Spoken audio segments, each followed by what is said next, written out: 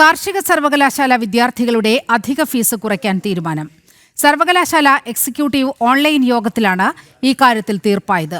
Fees വർധനയിൽ ABVP വലിയ പ്രതിഷേധം നടത്തിവരുന്നതിനിടെയാണ് ഈ തീരുമാനമുണ്ടായിരിക്കുന്നത്. വിവരങ്ങളുമായി ശാലിനി ചേരുന്നുണ്ട്. ശാലിനി, വൻതോതിലാണ് കാർഷിക സർവകലാശാല ഈ ഫീസ് വർധന നടപ്പാക്കിയത്.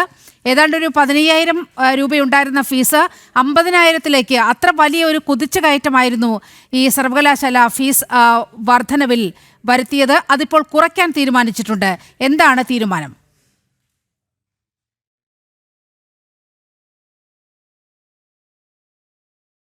ഈ രീതിയിലുള്ള വിവാദങ്ങൾ, വിമർശനങ്ങൾ, പ്രതിഷേധങ്ങളൊക്കെ കാർഷിക സർവകലാശാലയ്ക്ക് നേരിടേണ്ടതായി വന്നിരുന്നു. ഫീസ് വർധന ഉണ്ടാക്കിയ സാഹചര്യത്തിൽ സർവകലാശാലയിലേക്ക് നിരന്തരം വിദ്യാർത്ഥി പ്രസ്ഥാനങ്ങൾ വലിയ രീതിയിൽ പ്രതിഷേധം നടത്തി. ABVP അടക്കമുള്ള വിദ്യാർത്ഥി പ്രസ്ഥാനങ്ങളുടെയും വിദ്യാർത്ഥി സംഘടനകളുടെയും പ്രതിഷേധം ഇപ്പോൾ വിജയം കണ്ടിരിക്കുകയാണ് ഇക്കാര്യത്തിൽ എന്നുള്ളതാണ്. ഇപ്പോൾ ഇന്ന് ഉച്ചയോടുകൂടി തന്നെ കാർഷിക സർവകലാശാലയിലെ ഫീസ് കുറയ്ക്കുമെന്നുള്ള ഒരു തീരുമാനം കൃഷിമന്ത്രി P. പ്രസാദ് വ്യക്തമാക്കിയിരുന്നു. ഇതിന് പിന്നാലെ ഇതിന്റെ ഔദ്യോഗിക തീരുമാനം എടുക്കേണ്ടത് എക്സിക്യൂട്ടീവ് കമ്മിറ്റിയാണ്. ഇപ്പോൾ സർവകലാശാലയുടെ എക്സിക്യൂട്ടീവ് യോഗം ഓൺലൈനായി ഇന്ന് തന്നെ അടിയന്തരമായി ചേർന്ന ആ യോഗത്തിലാണ് കൂട്ടിയ ഫീസ് കുറയ്ക്കാനുള്ള തീരുമാനത്തിലേക്ക് എത്തിയിട്ടുള്ളത്. അതായത് ഡിഗ്രി കോഴ്സിന്റെ ഫീസ് ഇനി 24,000 രൂപയായിരിക്കും ഒരു സെമിസ്റ്ററിന് എന്നുള്ളതാണ് ഈ യോഗത്തിൽ എടുത്തിട്ടുള്ള തീരുമാനം. അതായത് 48,000 രൂപയായി വർദ്ധിപ്പിച്ച ഫീസാണ് 24,000-ലേക്ക് വീണ്ടും തിരിച്ചെത്തിച്ചിട്ടുള്ളത്. ഒപ്പം തന്നെ PG കോഴ്സിലേക്കുള്ള സെമിസ്റ്റർ ഫീസ് 29,000 രൂപയാക്കി പുതുക്കി നിശ്ചയിച്ചിട്ടുണ്ട്. അത് മുൻപ് 49,500 രൂപയായിരുന്നു ആ ഫീസ് എന്നുള്ളത്. അതാണിപ്പോൾ 29,000-ലേക്ക് എത്തിയിട്ടുള്ളത്. കൂടാതെ തന്നെ PhD കോഴ്സുകൾക്കുള്ള ഫീസ് ഇനി 30,000 രൂപയായിരിക്കും. അത് 49,900 രൂപയിൽ നിന്നാണ് 30,000-ലേക്ക് കുറച്ച് ഇപ്പോൾ എക്സിക്യൂട്ടീവ് യോഗം തീരുമാനമെടുത്തിട്ടുള്ളത്.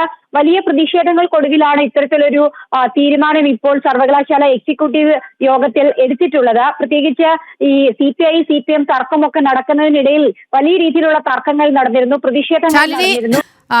ശാലിനി കൂടി നമ്മോടൊപ്പം ചേരുന്നുണ്ട്. ശാലിനി, ABVP ആണ് യഥാർത്ഥത്തിൽ ഈ പ്രശ്നം പൊതുജന മധ്യത്തിലേക്ക് കൊണ്ടുവന്നത്.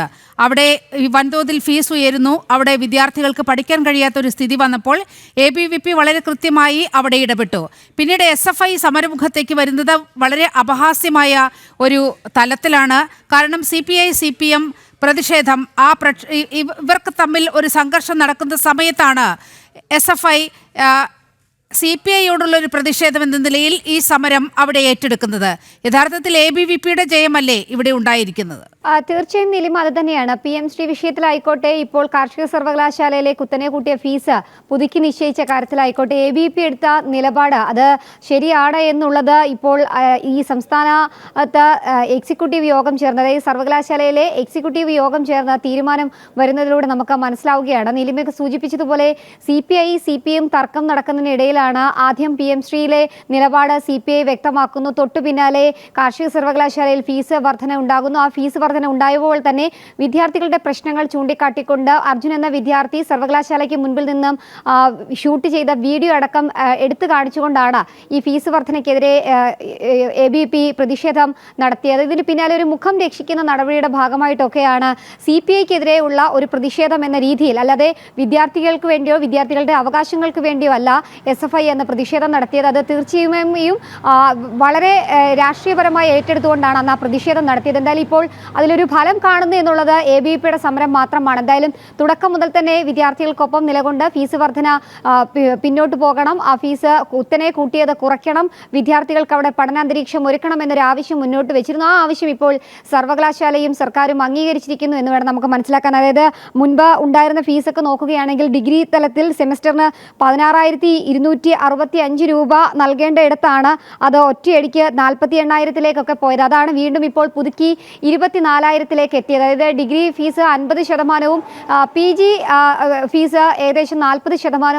ഏതായാലും ശാലിനി, കാർഷിക സർവകലാശാലയിലെ വിദ്യാർത്ഥികളെ സംബന്ധിച്ചിടത്തോളം വളരെ ആശ്വാസകരമായ ഒരു തീരുമാനമാണ് വന്നിരിക്കുന്നത്.